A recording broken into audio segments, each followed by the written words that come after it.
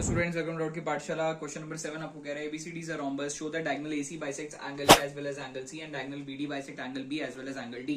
तो गिवन क्या आपको ABCD एक rhombus और प्रूफ क्या करना है कि AC जो है वो एंगल A और C को बाइसेक्ट करता है और डायगोनल BD जो है वो आपका B और D को बाइसेक्ट करेगा। यानी मुझे शो करना है कि एंगल 1 एंगल 2 के बराबर है, एंगल 3 एंगल 4 के बराबर है। सिमिलरली आप यहां से एक लाइन खींच के प्रूफ करेंगे कि यहाँ वाले एंगल्स के बराबर है। तो मैं देखो कैसे कर रहा हूं। मैंने बोले एक ट्रायंगल मुझे नजर आ रहा है ADC और एक ट्रायंगल नजर आ रहा है ABC। एक ट्रायंगल है ADC, एक ट्रायंगल है ABC। तो पहली चीज हम बोल सकते हैं कि AD जो है AB के बराबर होगा। क्यों? साइड्स ऑफ रोम्बस की सारी साइड्स बराबर होती हैं, तो हमने बोल दिया साइड्स ऑफ रोम्बस। सिमिलरली मैं बोल सकता हूं DC जो आपको नजर आ रहा है DC और BC बराबर होगा। क्यों? फिर से सेम चीज। फिर हम बोल सकते हैं कि AC और AC बराबर होगा। क्यों? कॉमन।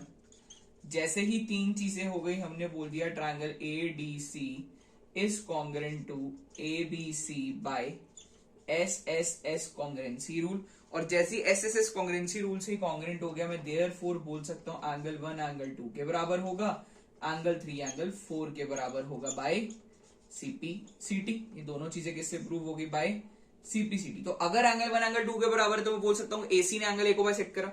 एंगल 3 एंगल 4 के बराबर है, बोल सकता हूं AC ने एंगल C को बाइसेक्ट करा। तो इससे मैंने क्या प्रूफ करा कि AC bisects angle A as well as angle C। तो आप आखिरी में ये भी बोल सकते हो, नंबर देख लेना कितने नंबर का क्वेश्चन है। ज्यादा नंबर का क्वेश्चन होगा तो आप ये वाला भी प्रूफ करके दिखाओगे, BD वाला भी। अगर कम नंबर का होगा तो आप लिख सकते हैं सिमिलरली BD जो है वो बाइसेक्ट करता है angle B and angle D को। यही तो आपने प्रूफ करना था, हेंस प्रूफ।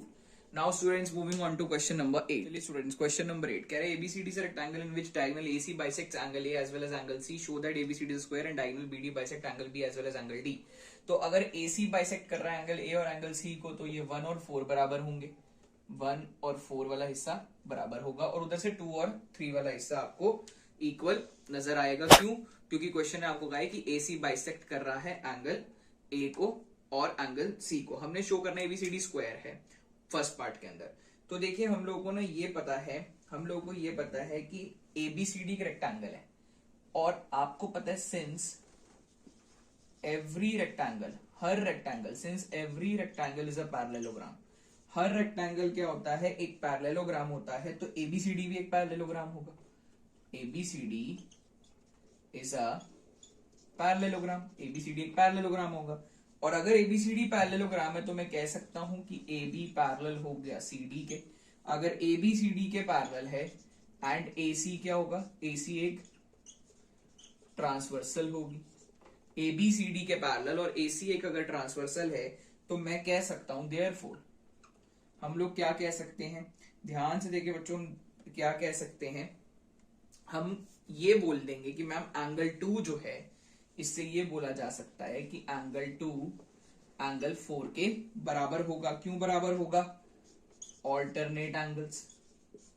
तो अब आप देखिए हम लोगों को क्या गिवन था कि एंगल 2 एंगल 3 के बराबर है और मैं बोल रहा हूं एंगल 2 एंगल 4 के बराबर है। तो देयरफॉर मैं बोल सकता हूं इससे देयरफॉर एंगल 3 और एंगल 4 आपस में बराबर होंगे। अब आपको नजर आता है कि एक ट्रायंगल है हमारे पास ABC, इसके अंदर बच्चों एंगल 3 एंगल 4 के बराबर है। तो एंगल 3 के सामने AB, एंगल 4 के सामने BC, ये साइड्स भी इक्वल होंगी। हम बोल देंगे AB जो है वो BC के बराबर होगा। क्यों? Sides opposite to equal angles are equal. Repeating, sides opposite to equal angles are equal. इसी तरीके से सिमिलरली हम बोल सकते हैं कि CDDA के भी बराबर होगा। तो ABCD एक रेक्टेंगल है जिसके अंदर एडजेसेंट साइड्स इक्वल हो गई, तो मैं बोल दूंगा ABCD इज अ स्क्वायर। देख लो जी, मैंने बोला ABCD एक रेक्टेंगल है जिसके अंदर एडजेसेंट साइड्स इक्वल होगी, तो ABCD क्या बन गया? एक स्क्वायर बन गया। तो ये क्या था? हमारा फर्स्ट पार्ट था। This is our first part. तो हेंस हमें क्या पता लगा कि hence first part proved. Now moving on to second part. देखो हेंस फर्स्ट पार्ट प्रूव्ड। अब सेकंड पार्ट के लिए देखो, सेकंड पार्ट में कुछ ज्यादा काम आपने करना ही नहीं है। आपको बोल रहा है कि डायगोनल बीडी भी बाइसेक्ट करेगा एंगल बी और एंगल डी को। अब आपको पता है कि एबीसीडी एक स्क्वायर है और स्क्वायर के डायगोनल्स बाइसेक्ट करते हैं ऑपोजिट एंगल्स को। आप बोलोगे ma'am since A B C D is a square, A B C D क्या एक स्क्वायर है, and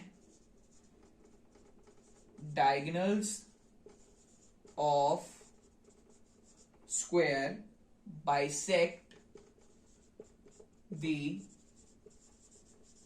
opposite angles, diagonals of square bisect the opposite angles, so BDB bisect करेगा angle B as well as angle D को।